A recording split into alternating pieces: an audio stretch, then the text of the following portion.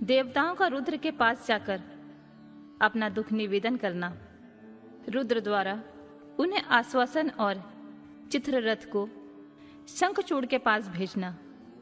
चित्ररथ के लौटने पर रुद्र का गणों, पुत्रों और भद्रकाली सहित युद्ध के लिए प्रस्थान। उधर शंखचूड़ का सेना सहित पुष्पभद्रा के तट पर पड़ाव डालना तथा दानवराज के दूत और शिव की बातचीत। सनत कुमार जी कहते हैं, मुने तदनंतर जो अत्यंत दीनता को प्राप्त हो गए थे, उन ब्रह्मा और विष्णु का वचन सुनकर शिव जी मुस्कुराए और मेघ गर्जना के समान गंभीर वाणी में बोले, हे हरे, हे ब्राह्मण, तुम लोग शंखचूड़ द्वारा उत्पन्न हुए भय को सर्वथा त्याग दो। निसंदेह तुम्हारा कल्याण होगा। मैं शंखचूड़ का सारा वृतांत यथार्थ रूप से जानता हूँ। वह पूर्व जन्म में एक गोप था जो ऐश्वर्यशाली भगवान श्री कृष्ण का भक्त था। इसका नाम सुदामा था। वही सुदामा राधा जी के शाप से शंखचूड़ नामक दानव राज होकर उत्पन्न हुआ। यह परम धर्मज्ञ और देवताओं से द्रोह करने वाला है। यह दुर्बुद्धिवश अपने उत्कृष्ट बल के भरोसे संपूर्ण देवताओं को कष्ट दे रहा है। अब तुम लोग प्रेम पूर्वक मेरी बात सुनो और देवों को आनंदित करने के लिए शीघ्र ही कैलाशवासी रुद्र के समीप जाओ। वह रुद्र रूप मेरा ही उत्तम पूर्ण रूप है। मैं ही देव कार्य की सिद्धि हेतु पृथक स्वरूप धारण करके वहां प्रकट हुआ हूँ। मेरा वह रूप ऐश्वर्यशाली और परिपूर्णतम है। हरे, इसलिए मैं भक्तों के वशीभूत हो कैलाश पर्वत पर निवास करता हूँ। तदनंतर कैलाश पहुंचकर देवताओं ने भगवान महेश की स्तुति की और अंत में कहा, महेशान, आप तो कृपा के आकार हैं। दीनों का उद्धार करना तो आपका वाना ही है। प्रभु, दानवराज शंखचूड़ का वध करके इंद्र को उनके भय से मुक्त कीजिए और देवों को इस विपत्ति से उबारिए। तब भक्त वत्सल शंभु देवताओं की इस प्रार्थना को सुनकर हंसे और मेघ गर्जन की सी गंभीर वाणी में बोले, हे हरे, हे ब्राह्मण, हे देवगण, तुम लोग अपने अपने स्थान को लौट जाओ। मैं निश्चय ही सैनिकों सहित शंखचूड़ का वध कर डालूंगा। इसमें तनिक भी संशय नहीं है। सनत कुमार जी कहते हैं, व्यास जी, महेश्वर की उस अमृत वाणी वचन को सुनकर संपूर्ण देवताओं को परम आनंद प्राप्त हुआ। उस समय उन्होंने समझ लिया कि अब दानव चंद्रचूड़ मरा ही समझो। तब महेश्वर के चरणों में प्रणिपात करके विष्णु बैकुंठ की ओर और ब्रह्मा सत्यलोक को चले गए तथा संपूर्ण देवता भी अपने अपने स्थान को प्रस्थित हुए। इधर उन महारुद्र ने, जो परमेश्वर दुष्टों के लिए काल रूप और सत्पुरुषों की गति हैं, देवताओं की इच्छा से अपने मन में शंखचूड़ का वध करने का निश्चय किया। तब उन्होंने प्रसन्नता पूर्वक अपने प्रेमी गंधर्व राज चित्ररथ को दूत बनाकर शीघ्र ही शंखचूड़ के पास भेजा। चित्ररथ ने वहां जाकर शंखचूड़ को खूब समझाया और कहा, परंतु उसने बिना युद्ध किए देवताओं को राज्य लौटाना स्वीकार नहीं किया और कहा, मैंने ऐसा दृढ़ निश्चय कर लिया है कि महेश्वर के साथ युद्ध किए बिना तो ना मैं राज्य वापस करूंगा और ना अधिकारों को लौटाऊंगा। तो कल्याण करता रुद्र के पास लौट जा और मेरी कही हुई बात यथार्थ रूप से उनसे कह दे। जैसा उचित समझेंगे वे वैसा करेंगे। तू व्यर्थ बकवास मत कर। सनत कुमार जी कहते हैं, मुनि श्रेष्ठ, यूं कहे जाने पर वह शिवदूत पुष्पदंत चित्ररथ अपने स्वामी महेश्वर के पास लौट गया और उसने सारी बातें ठीक ठाक कह दी। तब उस दूत के वचन को सुनकर देवताओं के स्वामी भगवान शंकर को क्रोध आ गया। उन्होंने अपने वीरभद्र आदि गणों से कहा, हे वीरभद्र, हे नंदिन, क्षेत्रपाल, आठों भैरव, मैं आज शीघ्र ही शंखचूड़ का वध करने के लिए निमित्त चलता हूँ। अतः मेरी आज्ञा से मेरे सभी बलशाली गण आयुध होकर लेस होकर तैयार हो जाएं और अभी अभी कुमारों स्वामी कार्तिकेय और गणेश के साथ रथ यात्रा करें। भद्रकाली भी अपनी सेना के साथ युद्ध के लिए प्रस्थान करे। सनत कुमार जी कहते हैं, मुने, ऐसी आज्ञा देकर शिव जी अपनी सेना के साथ चल पड़े। फिर तो सभी वीरगण हर्षमग्न होकर उनके पीछे पीछे चलने लगे। इसी समय संपूर्ण सेनाओं के अध्यक्ष स्कंदन और गणेश भी हर्ष से भरे हुए कवच धारण करके सशस्त्र शिव जी के निकट आ पहुंचे। फिर वीरभद्र, नंदी, महाकाल, सुभद्रक, विशालाक्ष, बाण, पिंगलाक्ष, विकंपन, विरूप, विकृति, मणिभद्र, बाष्कल, कपिल, दीर्घदृष्ट, विकार, ताम्रलोचन, कालांकर, बलिभद्र, कालजिन, कुटीचर, बलोन्मत्त, रणचलाग्य, दुर्जय और दुर्गम आदि गणनायक जो प्रधान सेनापति थे शिव जी के साथ चले। उनके गणों की संख्या करोड़ों की थी।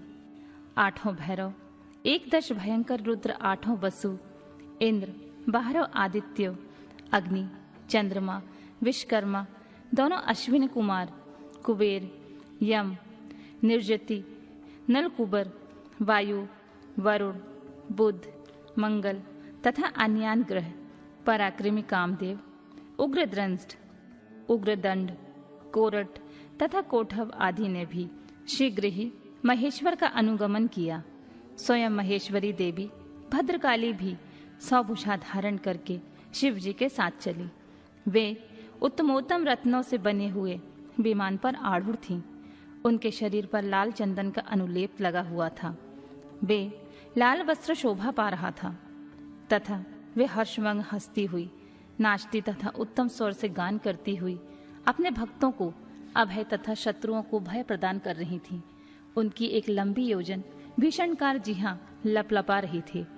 वे अपने हाथों में शंख, चक्र, गदा, पद्य, ढाल, तलवार, धनुष, बाण, 1 योजन विस्तार वाला गहरा गोलाकार खप्पर, गगनचुंबी त्रिशूल, 1 योजन लंबी शक्ति, मुद्गर, मूसल, वज्र, खड़ग, तीखा फलक, वैष्णव शस्त्र, वरुण शस्त्र, वायव शस्त्र, नागपाश, नारायण स्त्रव, गंधास्त्र, ब्रह्मास्त्र, गरुणास्त्र, पशुपतास्त्र, पर्वशास्त्र आदि पराक्रमी, सूर्यास्त्र, कालकाल, महानल, महेशास्त्र, यमदंडास्त्र, सम्मोहनास्त्र तथा समर्थ दिव्य अस्त्र और अन्य सैकड़ों दिव्यास्त्र धारण किए हुए थी। करोड़ों योगिनियों तथा डाकनियों उनके साथ थी। फिर भूत, प्रेत, पिशाच, कुष्मांड, ब्रह्म राक्षस, बेताल राक्षस, यक्ष और किन्नर आदि से घिरे हुए स्कंदन ने पिता के पास आकर उन चंद्रशेखर को प्रणाम किया और उनकी आज्ञा से पार्श्व भाग में स्थित होकर सहायक का स्थान ग्रहण किया। तदनंतर रुद्र रूपधारी शंभु अपनी सारी सेना को एकत्रित करके शंखचूड़ के साथ लोहा लेने के लिए निर्भयता पूर्वक आगे बढ़े और देवताओं का उद्धार करने के लिए चंद्रभागा नदी के तट पर मनोहर बट वृक्ष के नीचे खड़े हो गए। व्यास जी जब उधर शिवदूत चला गया तब प्रतापी चंद्रचूड़ ने महल के भीतर जाकर तुलसी से यह सारी वार्ता कह सुनाई। शंखचूड़ ने कहा, देवी, शंभु के दूत के मुख से मैं युद्ध के लिए उद्यत हुआ हूँ और उनसे जूझने के लिए मैं निश्चय ही जाऊंगा। तुम इसके लिए मुझे आज्ञा दो। यूं कहकर उस ज्ञानी ने अपने प्रिया को नाना प्रकार से समझाया। फिर ब्रह्मा मुहूर्त में उठकर प्रातःकृत समाप्त किया और पहले नित्य कर्म पूरा करके बहुत सा दान दिया। तत्पश्चात अपने पुत्र को संपूर्ण दानवों के राज्य पर अभिषिक्त करके उसे अपने भार्या, राज्य और सारी संपत्ति समर्पित कर दी। पुनः जब उसकी प्रिया तुलसी रोती हुई उसकी रथ यात्रा का निषेध करने लगी तब राजा शंखचूड़ ने नाना प्रकार की कथाएं कहकर उसे ढांढस बंधाया। तदनंतर उस समादृत दानव राज ने कवच धारण करके युद्ध के लिए उद्यत हो अपने वीर सेनापति को बुलाकर उसे आदेश देते हुए कहा, सेनापति, मेरे सभी वीर जो संपूर्ण कार्यों में कुशल और समर में शोभा पाने वाले हैं, आज कवच धारण करके युद्ध के लिए प्रस्थान करें। सूरवीर दानवों और दैत्यों की 86 टुकड़ियां तथा बलशाली कंकणों की निर्भीक सेनाएं अस्त्र शस्त्र से सुसज्जित होकर नगर के बाहर निकले। करोड़ों प्रकार के पराक्रम प्रकट करने वाले जो असुर के 50 कुल हैं, वे भी देवों के पक्षपाती शंभु से युद्ध करने के लिए प्रस्थित हों। मेरी आज्ञा से ध्रुवों के 100 कुल के भी कवच से विभूषित हो शंभु के साथ लोहा लेने के लिए शीघ्र ही निकलें। कालकेयों, मौर्यों, दोहद्रों तथा कालकों को मेरी भी आज्ञा सुना दो। वे रुद्र के साथ संग्राम करने के लिए रण सामग्री से सुसज्जित हो चलें। सनत कुमार जी कहते हैं, मुने, सेनापति को यूं आदेश देकर असुरों का राजा महाबली दानवेंद्र शंखचूड़ सहस्त्रों प्रकार की बहुत से बड़ी सेनाओं से घिरा हुआ नगर से बाहर निकला। उसका सेनापति भी युद्ध शास्त्र में निपुण, महारथी, महान शूरवीर और रणभूमि में रथियों का अग्रगण था। इस प्रकार युद्ध स्थल में वीरों को भयभीत कर देने वाला वह दानवराज 3 लाख अक्षौहिणी सेनाओं पर शासन करता हुआ शिविर से बाहर निकला और उत्तमोत्तम रत्नों द्वारा निर्मित विमान पर आरूढ़ होकर गुरुजनों को आगे करके युद्ध के लिए चल पड़ा। आगे बढ़ने पर वह पुष्पभद्रा नदी के तट पर सिद्धा आश्रम में पहुंचा। वहां एक मनोहर बट वृक्ष विराजमान था। वह सिद्धि क्षेत्र सिद्धों को उत्तम सिद्धि प्रदान करने वाला था। पुष्प क्षेत्र भारत में वह कपिल के नाम तपस्थान कहलाता है। वह भूभाग पश्चिम समुद्र से पूर्व, मलय पर्वत से पश्चिम, श्रीशैल से उत्तर और गंधमादन से दक्षिण था। उसकी चौड़ाई 5 योजन और लंबाई 500 योजन थी। भारत की उस भाग में उत्तम पुण्य प्रदान करने वाली तथा शुद्ध स्फटिक के समान स्वच्छ जल से परिपूर्ण पुष्पभद्रा और सरस्वती नामक 2 रमणीय नदियां बहती हैं। सदा सौभाग्य से संयुक्त रहने वाली लवण सागर की प्रिया भार्या पुष्पभद्रा सरस्वती के साथ हिमालय से निकली हैं और गोमंतक पर्वत को बाएं करके पश्चिम समुद्र में जा मिली हैं। वहां पहुंचकर शंखचूड़ ने शिव जी की सेना को देखा। मुने, उसने पहले शिव जी के पास एक दानवेश्वर को दूत के रूप में भेजा। उसने शिव जी से युद्ध न करने के लिए कहा और शिव जी ने उसे देवताओं को राज्य लौटा देने की बात कही। अंत में महेश्वर ने कहा, दूत, हम किसी का भी पक्ष नहीं लेते, क्योंकि हम तो कभी स्वतंत्र रहते ही नहीं, सदा भक्तों के अधीन रहते हैं और उनकी इच्छा से उन्हीं का कार्य करते रहते हैं। देखो, पूर्व काल में ब्रह्मा की प्रार्थना से पहले प्रलय समुद्र में श्री हरि और दैत्य श्रेष्ठ मधु कैठव का भी युद्ध हुआ था। पुनः भक्तों के हितकारी उन्हें श्री विष्णु ने देवताओं के प्रार्थना करने पर प्रहलाद के कारण हिरण्यकश्यप का वध किया था। तुमने भी यह सुना होगा कि पहले जो मैंने त्रिपुरों के साथ युद्ध करके उन्हें भस्म कर डाला था, वह भी देवों की प्रार्थना पर ही हुआ था। पूर्व काल में सर्वेश्वरी जगजननी का जो शंभु आदि के साथ युद्ध हुआ था और जिसमें उन्होंने उस दैत्यों का वध कर डाला था, वह भी देवताओं की प्रार्थना करने पर ही घटित हुआ था।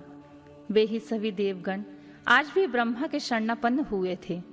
तब वे उन देवताओं और श्री हरि के साथ मेरी शरण में आए थे। दूत, इस प्रकार ब्रह्मा, विष्णु और देवगणों की प्रार्थना के वशीभूत होकर देवों के अधीश्वर होने के कारण मैं भी युद्ध के लिए यहाँ आया हूँ। तुम भी तो महात्मा श्री कृष्ण के श्रेष्ठ पार्षद हो। अब तक जो दैत्य मारे गए हैं, उनमें से कोई भी तुम्हारी समानता नहीं कर सकता। इसलिए राजन, देव कार्य की सिद्धि के लिए तुम्हारे साथ युद्ध करने में मुझे कौन सी बड़ी लज्जा होगी, अर्थात कुछ नहीं, क्योंकि मैं ईश्वर हूँ और देवताओं ने मुझे विनय पूर्वक भेजा है। अतः तुम जाओ और शंखचूड़ से मेरी बात कह दो। जैसा वह उचित समझेगा वैसा करेगा। मुझे तो देवताओं का कार्य करना ही है। यूं कहकर कल्याणकर्ता महेश्वर चुप हो गए। तब शंखचूड़ का वह दूत उठा और उसके पास चल दिया।